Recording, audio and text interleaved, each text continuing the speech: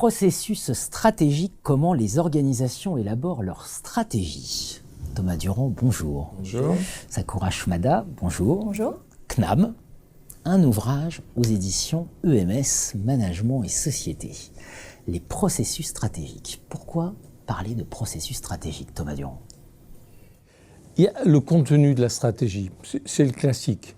C'est le quoi, c'est qu'est-ce qu'on va faire. Est-ce qu'on va s'internationaliser? Est-ce qu'on veut se diversifier? Est-ce qu'on veut profiter du digital en construisant de nouvelles compétences? Avec qui est-ce qu'on veut s'allier? Quelle acquisition on envisage de faire? Est-ce qu'on veut rentrer dans la fabrication additive? Etc. Donc des questions qui répondent à du contenu. Voilà ce qu'on va faire.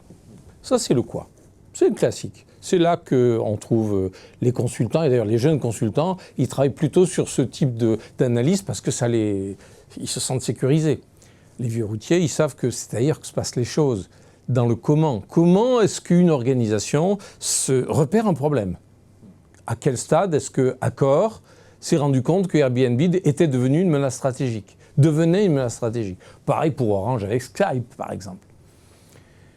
Comment l'organisation instruit-elle la menace stratégique ou l'enjeu stratégique est identifié? Comment une décision va se prendre? Comment ensuite va-t-elle être mise en œuvre, avec éventuellement des biais de mise en œuvre qui vont trahir ce qui avait été envisagé? Ça arrive. Bon. Ça, c'est le comment.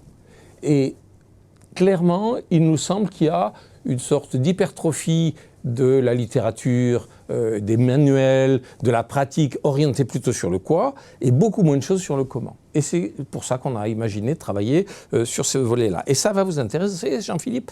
Il se trouve que cette séparation entre le quoi et le comment, séparation toute relative, elle est juste pour repérer les choses, recoupe assez bien quelque chose qu'on connaît en recherche en management, c'est-à-dire au fond le mainstream de la recherche avec plutôt une logique avec des hypothèses qu'on va tester sur base d'échantillons, ce qu'on appellera le mainstream de la recherche, qui va plutôt porter sur le quoi. Faut-il et quand est-ce que la performance est meilleure? Quand on se diversifie, quand on s'internationalise, etc. Donc des réponses sur le quoi. Et il y a beaucoup moins de choses sur le comment, et le comment, il faut le traiter par des études cliniques. Et là, on retrouve l'autre versant de la recherche en management, qui est une autre démarche. Et là, on retrouve des choses qui sont, pour faire très court, plutôt constructivistes par rapport à du positivisme dans le premier cas. Un ouvrage collectif avec une diversité de contributions. Quelques exemples, Sakura? Oui, alors l'exemple par exemple du chapitre de Fabien Gargane, qui à travers le cas de dopage en cyclisme professionnel, souligne la question et l'importance, la puissance des avantages concurrentiels déloyaux et illicites, et qui fait sous-entendre que ce n'est pas si rare que ça non plus, et qui décrit aussi la manière dont les institutions et les différentes parties prenantes couvrent ce genre de pratiques à travers des tactiques bien ficelées. Nous pouvons aussi citer l'exemple du chapitre de Frédéric Garcia, qui rappelle que les organisations savent apprendre, mais qu'elles peuvent aussi oublier. Et à travers le cas hautement sensible de l'industrie nucléaire, il montre qu'une organisation peut oublier en l'absence de pratiques dans un laps de temps, et aussi même oublier la conscience de ce qu'elle est capable de faire, ce dont elle est capable de faire et ne pas faire. Après, nous avons d'autres chapitres qui décrivent les pathologies décisionnelles en stratégie, par exemple à travers l'indécision, l'emballement ou l'imitation, ou encore comment une organisation peut faire émerger des nouvelles stratégies à travers sa reconfiguration permanente de sa structure. C'est ce qu'on a autour de structure et de compétences, hein, c'est ça. Du coup, vous mettez un focus plus fort sur ces questions-là. On voit bien l'originalité des questions, hein, le dopage, comment on normalise la déviance et comment... des beaux sujets. Thomas? On a en fait organisé l'ouvrage autour d'un schéma théorique très simple, qui en fait a des racines dans lesquelles... Vous dites un schéma intégrateur. Un schéma intégrateur autour de deux pôles, deux attracteurs étranges.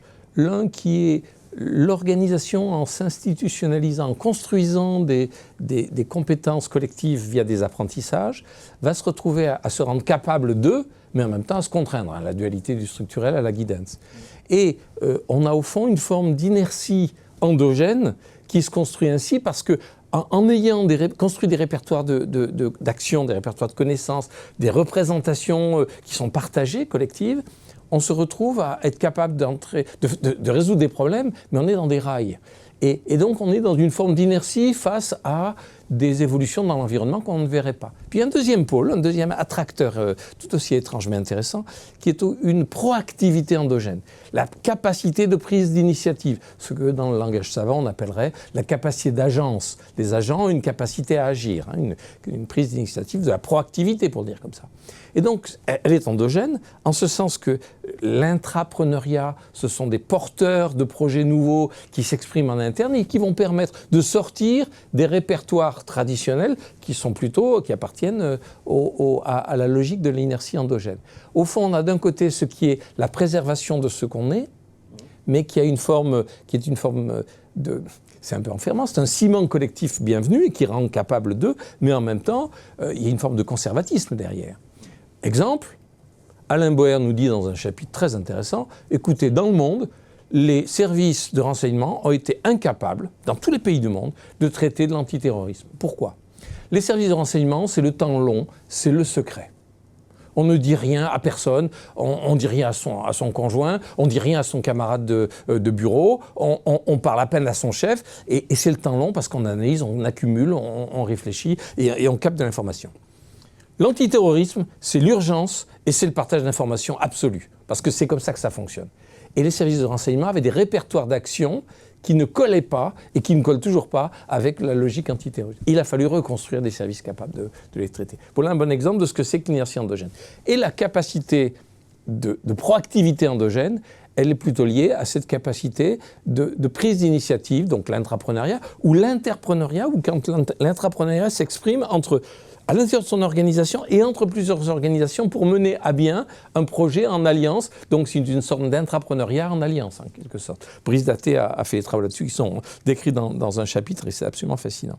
Lucie Puech a travaillé sur comment faire pour que, au fond, malgré les contraintes de l'organisation, des acteurs puissent s'exprimer en interne et proposer des projets nouveaux et les mener à bien dans l'organisation.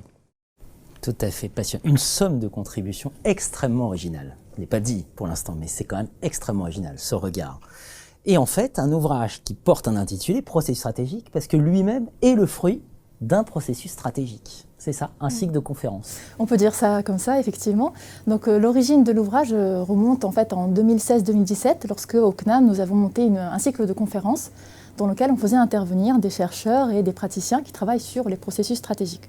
Donc l'essentiel des contributions de cet ouvrage sont tirées de ce cycle de conférences.